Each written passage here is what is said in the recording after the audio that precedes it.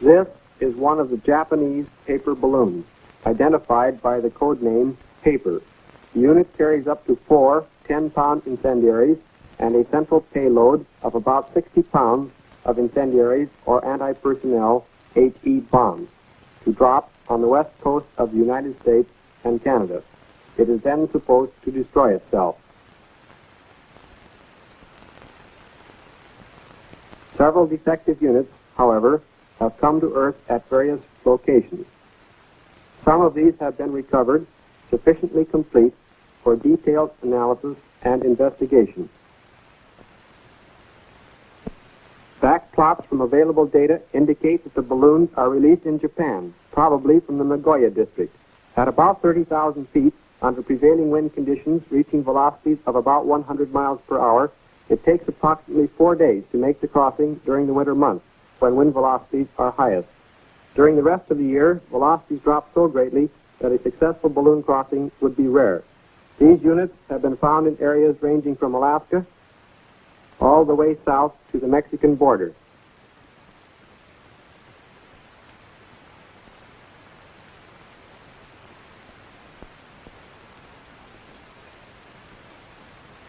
The balloon unit has a paper gas bag, 64 rope shrouds about 40 feet long, and an automatic ballasting and firing control.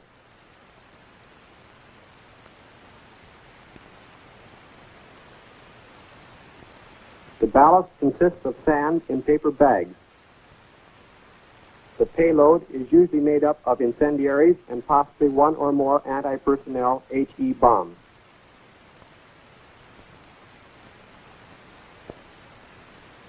The material of the bag is 5-ply rice paper, about 8/10,000ths of an inch thick.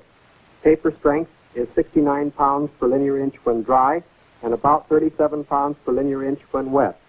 It has 1/10 the permeability of American rubberized balloon fabric. When the bag is inflated, the paper has a load of only 7 pounds per linear inch, or 1/5 the strength of the paper. The total weight of the bag is about 150 pounds.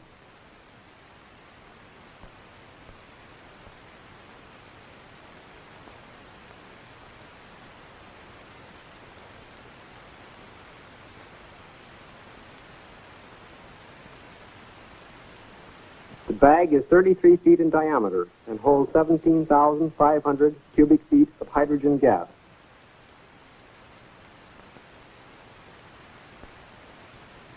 The escape valve is of the single disc type, 17 inches in diameter.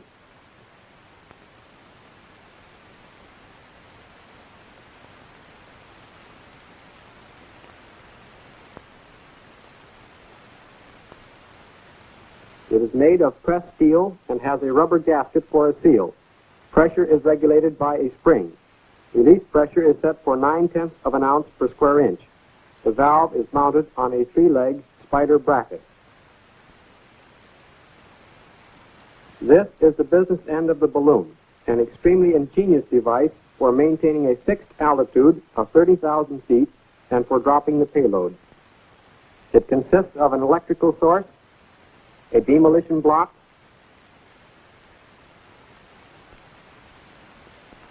a box containing 4 aneroids,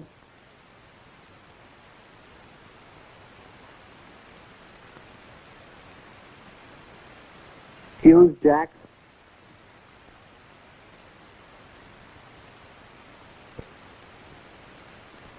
switches, blowout plugs which support the bags used for ballast,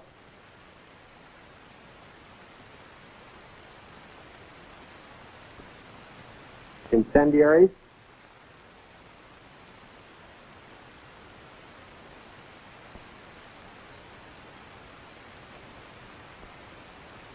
and a central payload.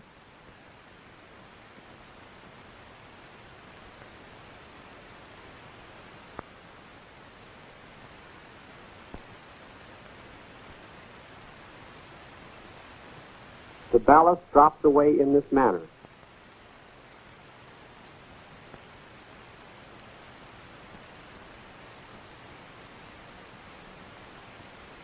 Sandbags incendiaries, and central payload are suspended by means of T-hooks which fit between the blowout plugs. Though they are intended to fire in pairs, blowing either one releases the T-hook.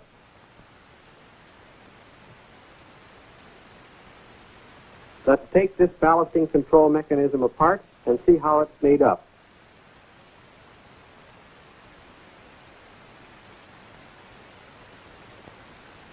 First, the fuse to the demolition block is pulled out.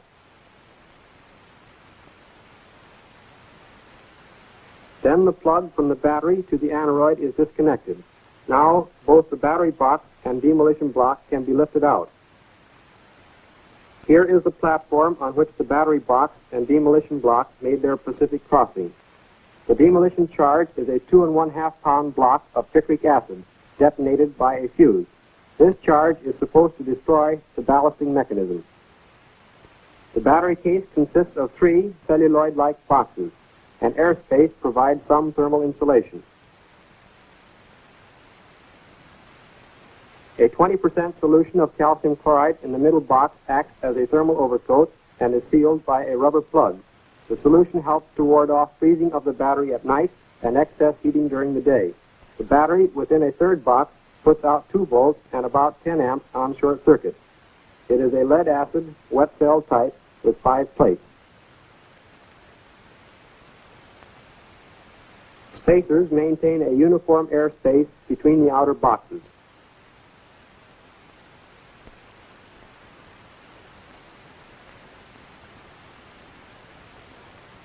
The aneroid plate is now taken out.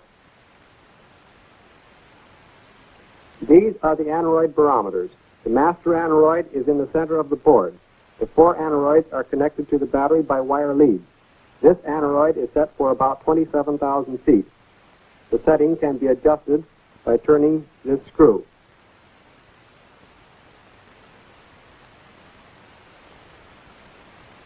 This one is set for about 20,000 feet. It works on a straight make and break contact and can also be adjusted.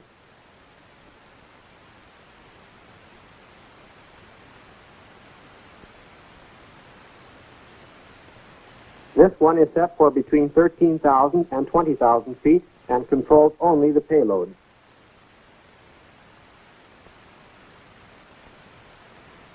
The master aneroid, covered with a cap, controls the dropping of the ballast. Unlike the other 3, it does not close the circuit at a fixed altitude, but only when a preset pressure decrease occurs.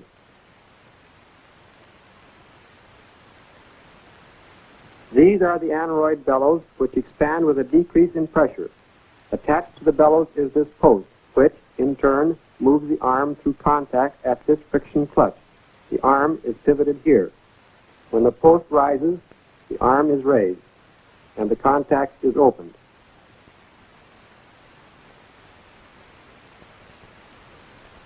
When the bellows pull the post downward, the arm closes this contact.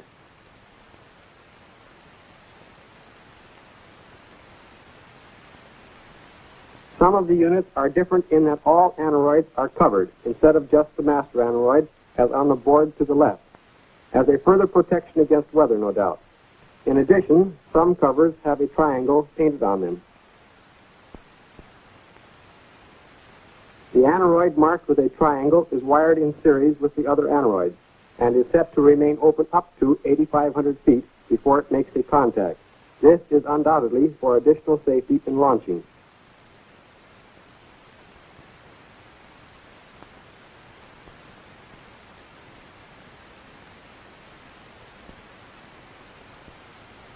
The difference is easily detected because the contact rod is above the contact loop.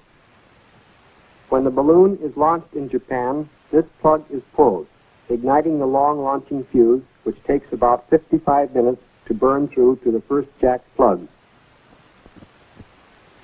During this time, the balloon ascends rapidly until it reaches 30,000 feet, its operating altitude, and starts eastward.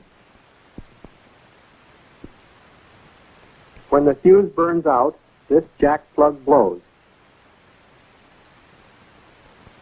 closing switches and arming the number 1 ballasting plug.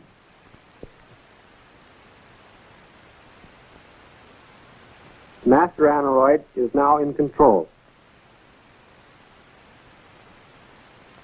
As the balloon loses some of its lift, say on the second night out, and descends, the master aneroid establishes electrical contact when the balloon has dropped about 2,700 feet.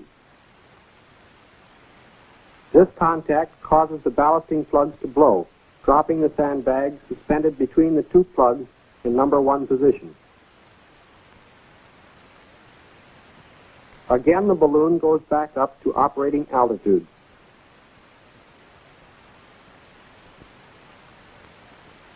Here is a chart of the electrical and fuse circuits. This is the battery. This master aneroid completes the circuit when the balloon drops 2,700 feet from operating altitude. Should the master aneroid fail, this one takes over and makes contact at 27,000 feet. Should both fail, this aneroid will close the circuit at 20,000 feet.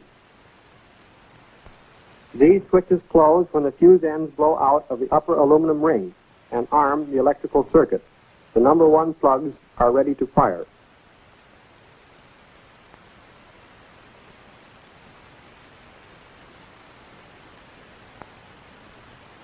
When the balloon is launched, all circuits remain open until this launching fuse, burning at 102 seconds per foot, burns through and arms the number 1 switch. This allows the balloon 55 minutes to reach operating altitude. In time, when the balloon loses lift and descends, the controlling aneroid makes contact, causing the number 1 plugs to blow, drop ballast, and ignite timing fuses to arm the next switch. The blowout plugs and the timing fuses ignited by them have been quite carefully worked out by their Japanese makers.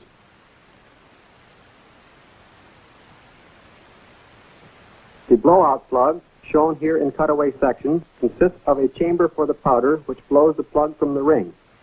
This is connected by a small hole to the squib chamber.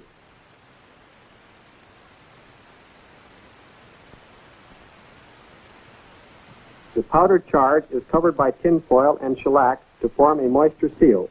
The powder consists of 96% potassium nitrate and 4% sulfur.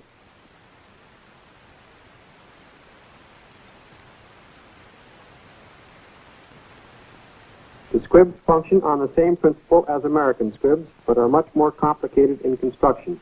The flame from the squib passes through the small connecting hole. Thus, the powder burns relatively slowly from the center to the outside. The plugs are eased out, and the rocking of the ballast unit is minimized. The powder flame from the plug ignites the timing fuse leading to the next jack switch. The brass fuse connections are vented for escape of gases. These vents are also moisture sealed. These fuses burn at the rate of 70 seconds per foot and require 2 1/4 minutes to burn through. This allows the balloon time to rise above operating altitude. The fuse finally ignites the powder charge in this chamber of the jack switch connection.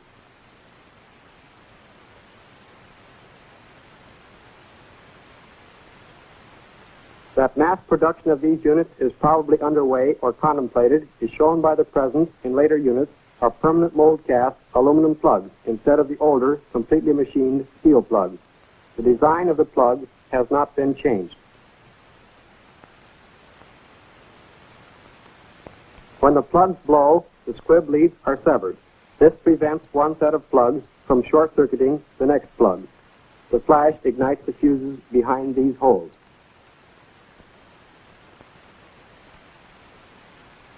From the number 1 plug, the fuses burn to the number 2 jack switches on the opposite side of the ring. These blow, permitting the jack switches to close and arming the number 2 ballast plug. When the balloon has again dropped a preset distance, the master aneroid makes contact and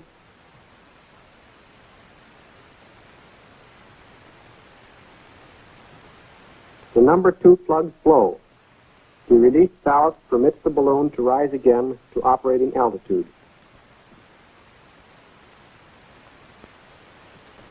Meanwhile, the blowing of the plugs has ignited the fuses to the number 3 jack switches on the opposite side of the ring.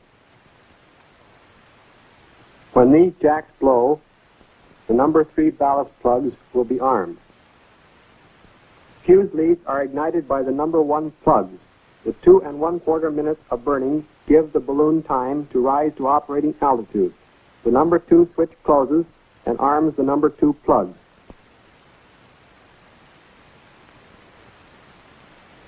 When another loss of altitude occurs, the circuit will then be completed through the battery and an aneroid,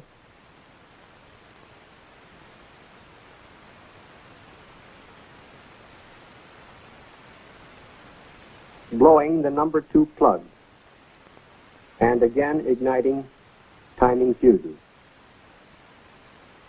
This process continues through numbers 3, 4, 5, 6, 7, and 8. However, when the number 9 jack switch is closed, this arms not only number 9 plugs, but also one of the plugs supporting the payload.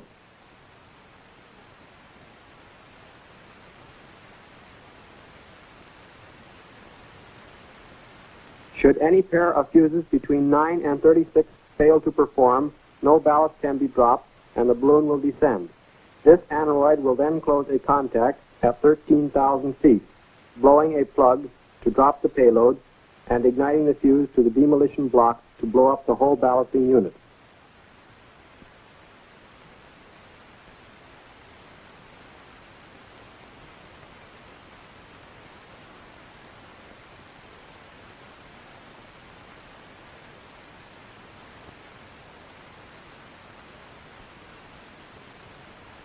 The payload is fastened to this T-hook and suspended from these 2 blowout plugs in the bottom center of the ballasting ring.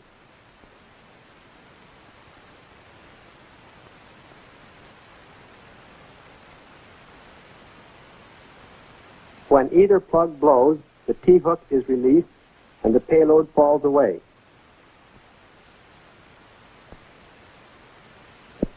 The blowing of the payload plug in the number 9 circuit also ignites the fuse leading to the demolition block.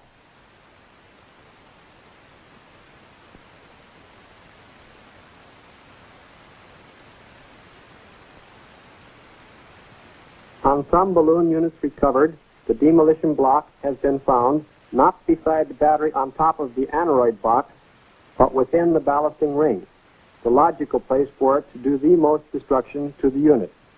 This region is also a good location in which to look for booby traps.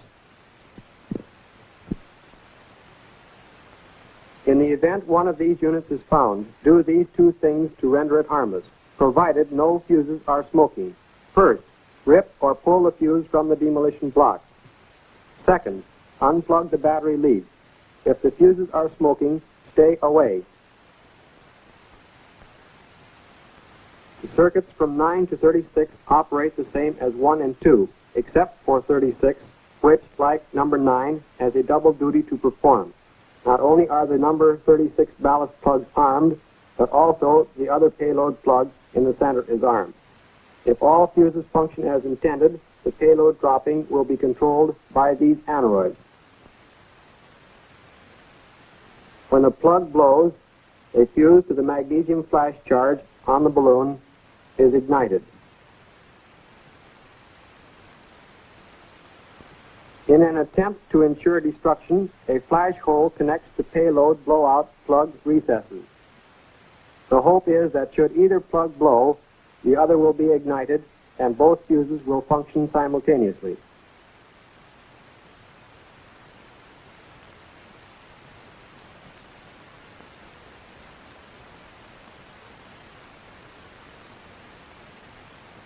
This is the 4th day out, and as the last sandbag is dropped, only the payload remains.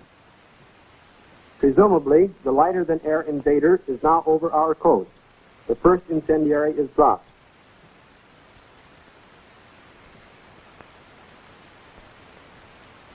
There goes the 4th one. Now only the central payload is left.